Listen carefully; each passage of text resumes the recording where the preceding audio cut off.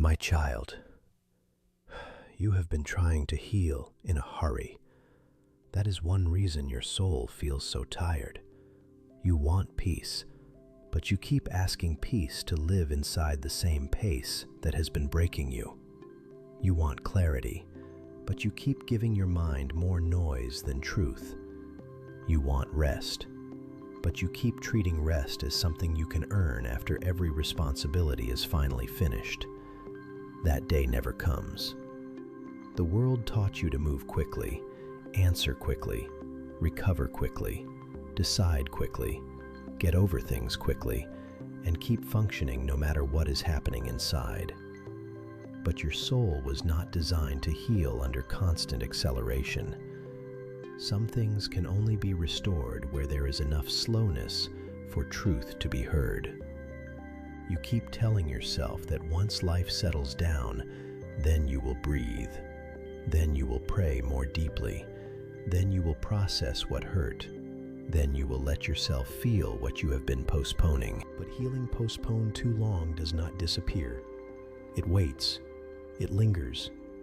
It speaks through tension, exhaustion, irritability, numbness, and the strange heaviness you cannot always explain. My child, I am not asking you to abandon your responsibilities. I am asking you to stop building your whole life around the belief that your value depends on how quickly you can carry them. There is a difference between faithfulness and frantic living. Frantic living feels productive because it is full, but it leaves the heart undernourished and the mind overstimulated. You cannot heal in the same hurry that broke your peace. Read that with your spirit, not just your eyes. If the pace itself is helping create your inner fragmentation, then speeding up will not solve it. If constant urgency is training your nervous system to live on alert, then more urgency will not restore your calm. If your thoughts are tired from caring too much without pause, then one more task will not become the miracle. Healing begins when honesty interrupts speed. Honesty says, "This pace is costing me more than I admit." Honesty says, "I am carrying too much internally." Honesty says, "I do not need to wait for collapse before I take my soul seriously." Honesty says, "I cannot keep calling this normal if it keeps stealing my peace." That kind of honesty is holy, because many people do not become honest until the damage becomes dramatic. They ignore small signals, dismiss quiet fatigue, rationalize recurring tension, and call themselves lazy whenever their soul asks for space. By the time they finally stop, they are no longer simply tired, they are frayed. I do not want to teach you only through collapse. I want to teach you through wisdom. Wisdom knows that pace shapes perception. When you live too fast, everything starts sounding urgent. Every message feels like pressure. Every delay feels threatening. Every decision feels heavier than it should. Every small inconvenience becomes harder to hold because your inner margin is gone. Margin matters more than you realize. Margin is the breathing room where peace becomes audible again. Margin is where your thoughts stop colliding long enough to be examined. Margin is where prayer becomes more honest than performative. Margin is where your body stops acting like every hour is an emergency. Margin is where your heart remembers that being loved is not the same as being endlessly productive. My child, part of what broke your peace was not only what happened to you, it was how little room you gave yourself to recover from what happened. You kept going. You stayed helpful. You stayed reachable. You stayed responsible. You stayed strong in ways that looked impressive to others. But your inner life needed gentleness, not just efficiency. And because gentleness was delayed, speed kept winning. You have learned how to continue in pain. That is not the same as healing from it. You have learned how to function while tired. That is not the same as being restored. You have learned how to keep smiling while overwhelmed. That is not the same as having peace. I am drawing a line between functioning and healing because you have been blending them together for too long. Healing asks questions that hurried living does not want to answer.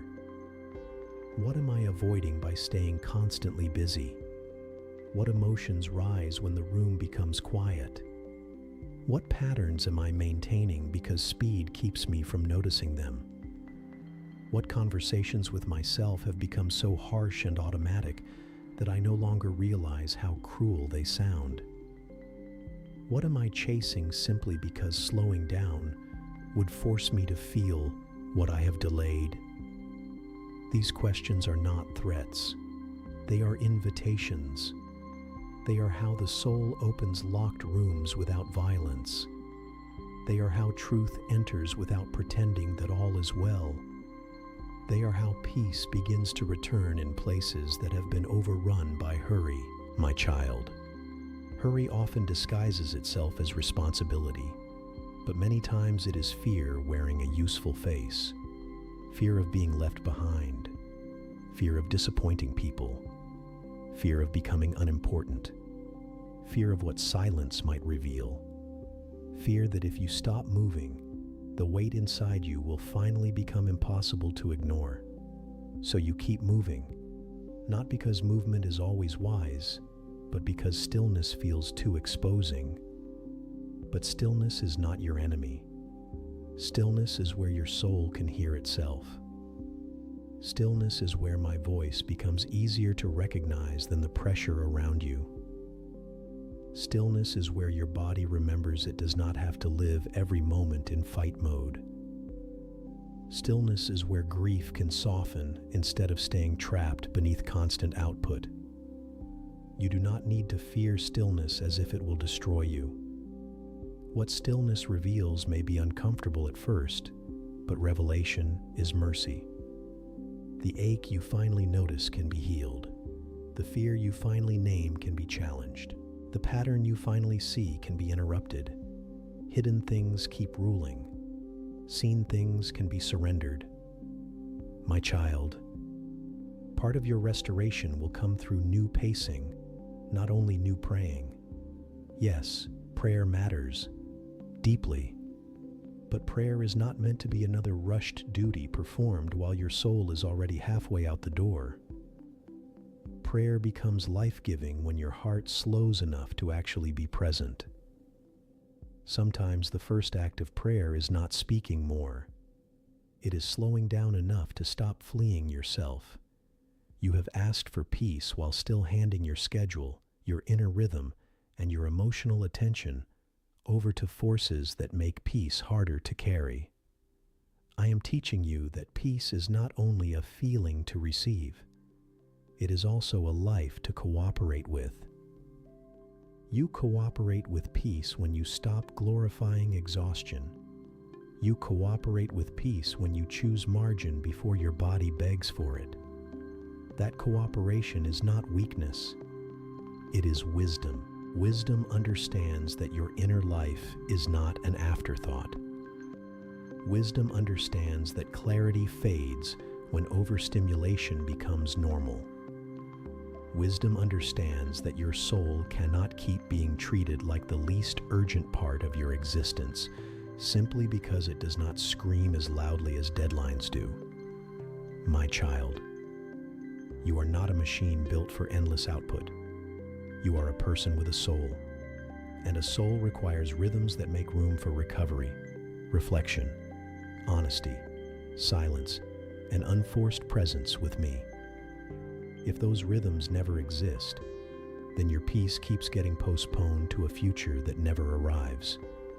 I do not want your peace postponed any longer. That means some things will need to change, not always dramatically, but genuinely. Some yeses will need to become noes. Some habits will need to become slower. Some evenings will need to become quieter. Some compulsions will need to lose their permission. Some thought patterns will need to stop being treated like automatic truth. This is how peace is protected in practical ways. Do not despise practical obedience because it looks ordinary. Many lives remain internally chaotic because they want spiritual breakthrough without emotional stewardship. They want calm, but refuse to confront the habits that continually erode it. They want clarity, but keep feeding confusion through endless noise. They want healing, but keep protecting the pace that injured them. I am not shaming you for this. I am inviting you out of it. Because you can live differently. You can move differently. You can breathe differently. You can stop treating your soul like something to revisit only after everyone else's needs have been satisfied. My child, one of the reasons this matters so much is because hurry trains you to make shallow decisions. A hurried mind chooses relief over wisdom. It reaches for the quickest comfort, the easiest answer, the fastest reassurance, the most immediate reduction of tension. But healing decisions are often quieter, slower, less dramatic. They choose what will hold peace later, not just what softens pressure now. That is why slowness is not wasted. Slowness gives wisdom room to catch up. It allows your reactions to be seen before they become choices. It turns impulsive patterns into visible invitations rather than unconscious habits. It creates a pause where truth can intervene before anxiety starts deciding everything for you. You need that pause. Not once. Regularly. Not only when life breaks. Before life breaks. Because peace is easier to preserve than to rebuild after neglect. And yet many people wait until they are unraveling to finally value what could have protected them earlier. Learn sooner. Honor your soul earlier. Let wisdom arrive before the crash, not only after it. My child. There is also healing in accepting that not everything must be done in the order pressure suggests.